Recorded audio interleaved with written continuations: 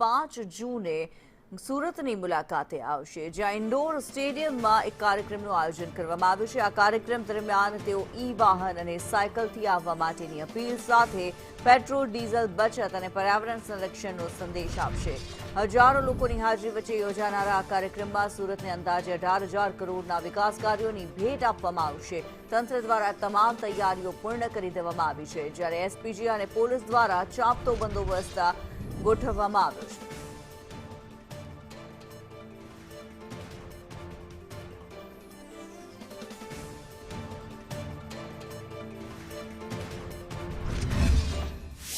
પ્રધાનમંત્રી નરેન્દ્ર મોદી ગુજરાતના પ્રવાસે છે, ત્યારે સુરતમાં પણ આવવાના છે। ત્યારે સુરતના લોકોને અનોખી અપીલ કરી છે કે તમામ જે લોકો આવે તે ઈ વ્હીકલ કાં તો પછી જે પોતે સાયકલ લઈને આવે। ત્યારે આપણી સાથે પ્રવક્તા હેમાલીબેન છે, તેમની સાથે વાત કરીશું। બેન, શું અપીલ કરવામાં આવી રહી છે અને કઈ રીતના જોઈ રહ્યા છો આ મુલાકાતને લઈને?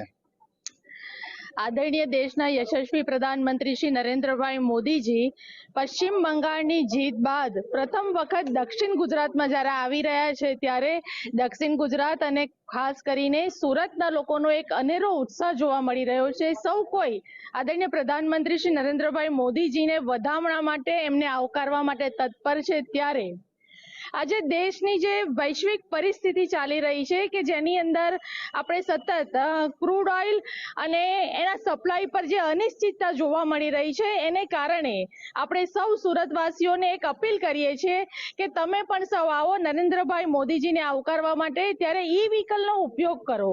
ઈ વ્હીકલથી આપણા પર્યાવરણની જાળવણી તો થવાની જ છે, પરંતુ સાથે સાથે આ વૈશ્વિક પરિસ્થિતિની અંદર પણ આપણે સૌ સાથે મળી ઈ વ્હીકલ હોય, સાયકલ હોય કે આપણે આપણા પેટ્રોલ ડીઝલને બને તેટલું વપરાશમાં ઓછું લાવીને આપણે આપણા દેશને મદદરૂપ થઈ શકીએ, આદરણીય પ્રધાનમંત્રીશ્રીને આવકારી શકીએ। અને એના માટે તમામ સુરતીઓને એક અપીલ કરીએ છીએ કે તમે પણ ઈ વ્હીકલના માધ્યમથી આ સભાની અંદર જોડાઓ।